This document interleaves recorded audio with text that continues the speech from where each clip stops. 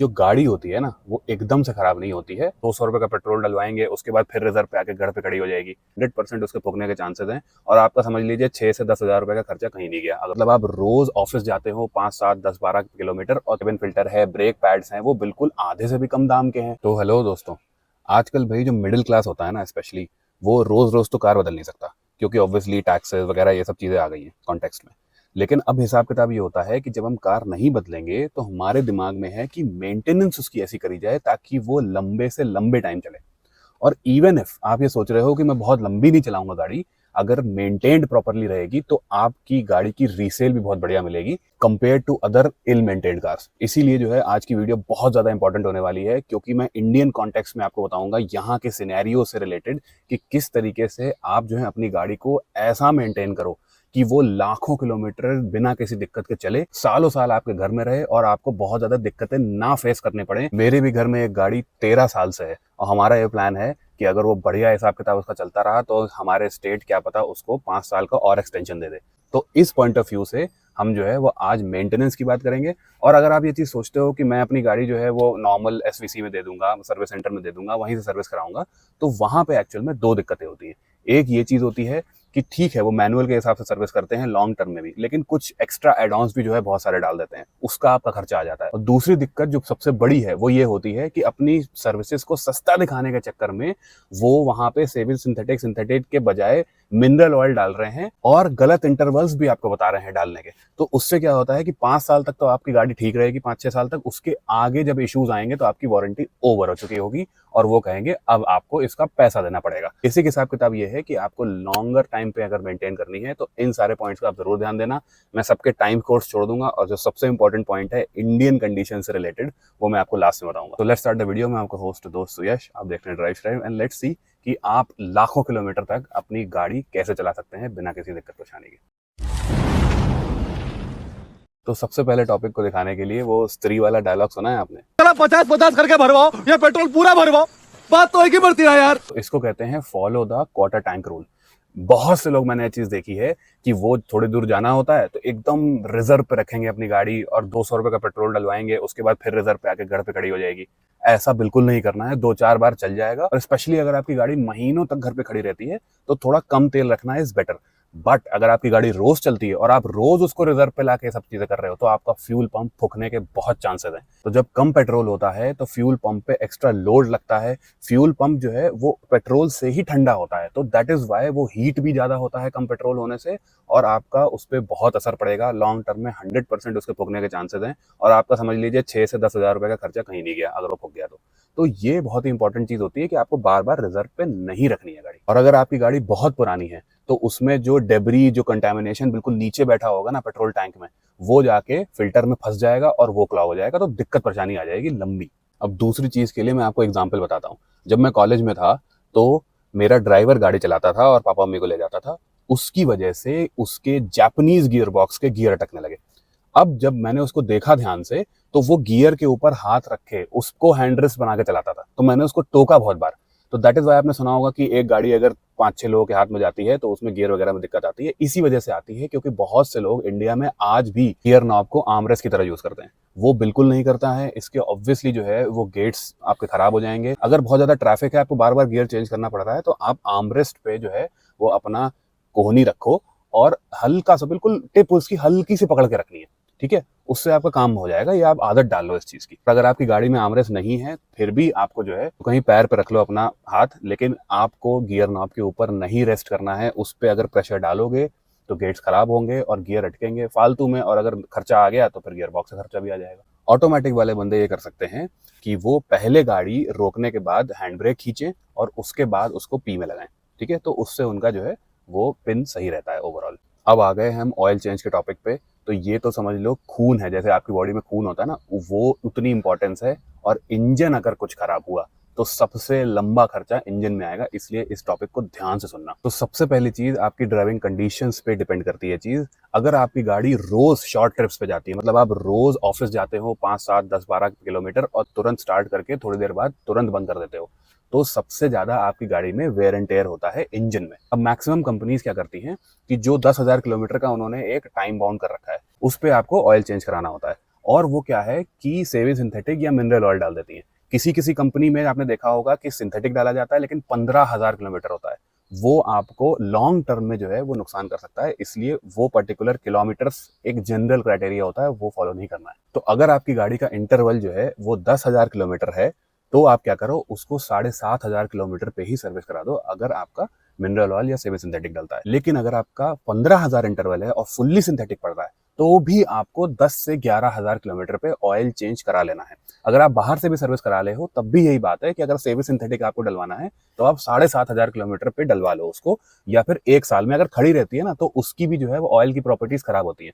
तो उतनी अगर नहीं भी चली आपकी, तब भी आप 1 साल में जब सर्विस कराना तो ऑयल चेंज करवा लेना। और मान लो अगर आप हाईवेज पे चल रहे हो, बहुत ज़्यादा स्ट्रेसफुल कंडीशन नहीं है इंजन के लिए, कम लोड पे, तो हाँ, आप उसको 8,500-9,000 पे चेंज करा सकते हो। लेकिन अगर रोज चलती है शॉर्ट ट्रिप्स पे, तो आपको 7,500 पे कराना है। अब ऑयल चेंज तो करा लिया आपने, लेकिन बाकी फ्लूइड्स का क्या? जैसे कूलेंट हो गया, जैसे आपका ब्रेक एंड क्लच फ्लूइड हो गया, जैसे आपका ट्रांसमिशन फ्लूइड हो गया, मैनुअल का अलग होता है, ऑटोमेटिक का अलग होता है। इन सब को भी आपको प्रॉपर इंटरवल्स पे चेंज कराना है, वरना कोई भी जो है वो इशू आ सकता है गाड़ी में। वो इंटरवल आपकी मैनुअल में दिया होता है। कूलेंट और ब्रेक फ्लूइड लगभग 3 साल या 40,000 किलोमीटर पे, और आपका जो ट्रांसमिशन फ्लूइड होता है वो 50,000 किलोमीटर मैक्स। उससे पहले आपको जो है वो चेंज करा लेना है, चाहे ऑटोमेटिक हो चाहे मैनुअल हो। और मान लो आप बाहर से सर्विस कराते हो, तो मैकेनिक ने आपसे बोला कि अभी जो है वो 10W40 आपकी गाड़ी में डलता है, लेकिन 0W40 पड़ा है, वही डाल देता हूँ। लेकिन वो बात आपको नहीं माननी है। जितने भी फ्लूइड्स हैं, वो आपकी जो मैनुअल में, जो आपकी गाड़ी में जिस विस्कोसिटी के पड़ते हैं, आपको वही यूज करना है जो मैन्युफैक्चरर रिकमेंड करता है। उसके इधर उधर ज्यादा जो है वो नहीं जाना है। लॉन्ग टर्म में अगर बाहर से भी सर्विस कराते हो, तो वो ऊपर नीचे कर देते हैं कभी कभी। एक और मैं आपको चीज बता दूं कि जो गाड़ी होती है ना, वो एकदम से खराब नहीं होती है, अगर ऑब्वियसली कोई इलेक्ट्रिकल इशू नहीं है तो। वो मैकेनिकल इशू जो होता है वो धीरे धीरे खराब होता है, और आपको बता के खराब होता है। इसीलिए आपको कोई भी लाइट आ रही है अगर इंस्ट्रूमेंट क्लस्टर पे, चाहे कोई भी इंजन चेक लाइट हो गई या कुछ भी हो गया, वो इग्नोर नहीं करनी है। और दूसरा, कोई भी वियर्ड नॉइज जो है आपकी गाड़ी में आ रही है, उसको भी इग्नोर नहीं करना है। ये नहीं कि जो है वो चलते रहने दो, बाद में दिखवा लेंगे। क्योंकि स्टीयरिंग रैक की नॉइज होगी तो पहले क्या पता हल्का सा ठीक हो जाए, लेकिन फिर पूरा बदलना पड़े। सस्पेंशन क्या पता एक पार्ट से आवाज आ रही हो, बहुत चला दिया तो पूरा ही बदलना पड़े। ऐसे ही जो है वो इंजन भी होता है, कोई बेल्ट से आवाज आ रही हो, क्या पता वो इंजन ही सीज कर दे। तो दैट इज वाई लंबा खर्चा बचाने के लिए छोटी छोटी भी जो है आपको कोई नॉइज या कोई तुरंत कोई लाइट आ गई, तो वो आपको तुरंत इंस्पेक्ट करवाना है मैकेनिक से अपने। तो गाड़ी मेंटेन करने के लिए कुछ चीज़ें आपको खुद भी देखनी आनी चाहिए, स्पेशली अगर आप ट्रिप्स वगैरह पे जा रहे हो। मान लो 6,000 किलोमीटर हो गए और 1,500 किलोमीटर की ट्रिप है। जैसे मान लो ये एक इंजन डिपस्टिक है, अब ये आपने अंदर करी, फिर ये आपने बाहर करी, ठीक है। अब ये देखो, आपने ऑयल चेक कर लिया कि मैक्स और मिनिमम के बीच में है, इन दोनों डॉट्स के बीच में। फिर आप इसने अंदर डाला, फिर अब ये जितने भी ऑयल्स हैं, जितनी भी चीज़ें हैं, ये मैक्सिमम मिनिमम के या फिर ऊपर ही हैं। अब ये हो गया एयर फिल्टर, मैक्सिमम 90% गाड़ियों में यहीं पे होगा, और बहुत इजीली खुल जाएगा। मतलब ये जो आपके क्लिप्स लगे हैं, ये क्लिप्स आप बाहर खींचिए, एक पीछे भी ऐसे क्लिप होगा, ये आप बाहर खींचिए, ठीक है, आपका ये हाथ में आ जाएगा, ठीक है। अब एक हाथ से थोड़ा दिक्कत होती है, ये आपका एयर फिल्टर हो गया। अब इसी तरीके से अंदर चलते हैं। अब मैक्सिमम गाड़ियों में जो अंदर का केबिन फिल्टर होता है, वो इस ग्लव बॉक्स को उतार के इसके पीछे होता है, ठीक है। तो वो तो आप वीडियोस देख सकते हो आपकी गाड़ी से रिलेटेड कि कहाँ पे आपका एयर फिल्टर है, उसको साफ कर दिया। तो ये केबिन फिल्टर और बाहर का इंजन एयर फिल्टर दोनों आप साफ करके निकल जाओ, झाड़ के आपका ट्रिप पे चले जाओ, कोई दिक्कत नहीं है। और एक और चीज़, इस केबिन फिल्टर को साफ रखने के लिए आपकी गाड़ी अंदर से साफ होनी चाहिए, क्योंकि ये यहीं से हवा उठाता है। तो गाड़ी हमेशा जो है अंदर से साफ जितनी ज़्यादा रखोगे उतना ही ज़्यादा सही रहेगा। अब आ गई टायर्स की बारी। तो इस पे तो मैं पूरी की पूरी एक वीडियो बना सकता हूँ, या फिर किसी भी इस टॉपिक पे आपको एक लॉन्ग फॉर्मेट वीडियो देखनी है कैसे मेंटेन करना है, तो वो भी आप मेरे कमेंट्स में बताना। अब टायर्स में क्या होता है, स्पेशली जिनके पास ऑटोमेटिक गाड़ियां हैं वो ध्यान से सुनना, वो इंजन और गियर बॉक्स पे भी लोड डालते हैं अगर वो अंडर इन्फ्लेटेड है, ठीक है। अगर वो ओवर इन्फ्लेटेड है, हवा ज्यादा है, तब भी सस्पेंशन पे वो लोड डालेंगे, और अगर उसमें हवा कम है तब तो वो जो है आपके गियर बॉक्स, स्पेशली एक ऑटोमेटिक गियर बॉक्स पे लोड डालते हैं, उसका वेयर एंड टेयर बढ़ाते हैं लॉन्ग टर्म में। तो टायर्स इसी वजह से जो रिकमेंडेड प्रेशर होता है वो यहाँ सिल पे साइड में जो ड्राइवर साइड होता है वहां पे दिखा रहता है। आपको बहुत ज्यादा दिमाग नहीं लगाना है, वही आप मेंटेन करके चलो, आपकी गाड़ी का टायर भी जो है वो इवनली वियर आउट होगा, और बाकी आपके इंजन, गियर बॉक्स और सस्पेंशन भी आपका सही रहेगा लॉन्ग टर्म में। तो इसको आप अच्छे से मेंटेन करके चलना। अब हम बाहर सर्विस करवाने गए, गाड़ी पुरानी हो गई, हमने देखा कि जो कुछ कंपनी के पार्ट्स हैं, ऑयल फिल्टर है, केबिन फिल्टर है, ब्रेक पैड्स हैं, वो बिल्कुल आधे से भी कम दाम के हैं OEM पार्ट्स से। तो एकदम खुश नहीं हो जाना है, स्टिक टू OEM पार्ट्स या फिर उनसे बेटर क्वालिटी के पार्ट्स, अगर आपकी गाड़ी, स्पेशली अगर आपकी गाड़ी पुरानी है तो। क्योंकि उसमें हिसाब किताब ये होता है कि अगर आपने जो है ऊपर नीचे क्वालिटी लगा दी तो पक्का आपकी गाड़ी में इशू आना स्टार्ट हो जाएगा। सबसे ईजीएस्ट तरीका है OEM क्वालिटी पार्ट्स करो, या फिर जैसे ब्रेक्स हो गए, ब्रेक पैड्स आप ब्रेम्बो के या फिर EBC के लगा सकते हो, वो बहुत बड़ी कंपनीज हैं। लेकिन आपको जो है वो लोकल कंपनी, स्पेशली आधे और चौथाई दाम में मिल रहा है, उनसे दूर रहना है। अब जो ऑयल होता है ना, एग्जैक्टली उसी तरीके से रबड़ की भी एक शेल्फ लाइफ होती है। जो बाहर के हमारे टायर्स हैं वो लगभग जो है 5 या फिर मैक्स टू मैक्स 6 साल चलते हैं, उसके बाद आपको चेंज करवा देने हैं। अंदर जो आपके टाइमिंग चेन या टाइमिंग बेल्ट है, आपका रेडिएटर होज है, या फिर जितने भी रबर कंपोनेंट्स हैं वो भी डिग्रेड होते हैं टाइम के बाद। तो उनको आप लाख किलोमीटर पे जो है वो चेंज करा दो, या फिर अगर 6-7 साल पुराने हैं तो उनको आप इंस्पेक्ट जरूर कराना कि क्या दिक्कत है। और अगर आपने 4 साल में लाख किलोमीटर चला दिया ना, तब भी आपको उसको चेंज कराना है। तो ऐसा नहीं है कि सालों पे डिपेंड करता है, तो वो वाली बात भी आ गई। अब आए हम इथेनॉल पे, पेट्रोल पे। तो देखिए, डीजल वाले तो वही अपना परेशान है, उनकी अलग दुख है कि उनका जो है DPF क्लॉग हो जाता है, वो सब चीज़ें हैं। अगर हाईवे पे ना चलाओ तो वो सब चीज़ें करनी पड़ती है। लेकिन इथेनॉल कंटेंट जो है वो पेट्रोल में बढ़ता जा रहा है। तो अगर आपने अभी गाड़ी ली है 2023 या उसके बाद, तो अभी आपकी गाड़ी जो है BS6 फेज 2 होगी, तो मोस्ट प्रोबेबली E20 कंप्लायंट होगी।